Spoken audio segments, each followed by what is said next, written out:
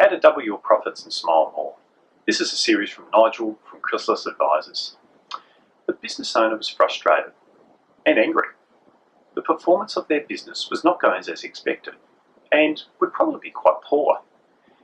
As we sat back and had our latte, we began to explore this dilemma. And I asked myself, what was the underlying issue or cause of this particular business's poor financial performance? Was it symptomatic of a whole lot of other issues going on within the business? As we began to explore and chat, it became apparent that it was.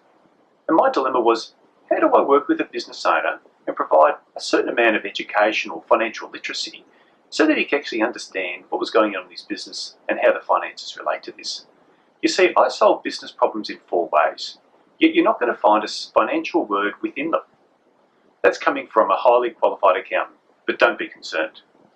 Financial results are a byproduct. That is, there's a whole lot of things going on in the business, and as a result, we actually work out how the business is performing. And we have various financial statements, a P&L, a balance sheet, etc.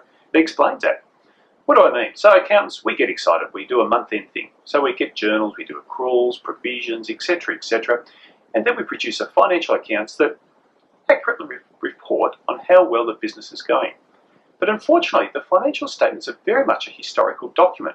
That is, how's the business performed over the last reporting period, but it's not being proactive in working out what's going on and how do we change, what levers do we need to be pulling and pushing to improve the financial performance of the business.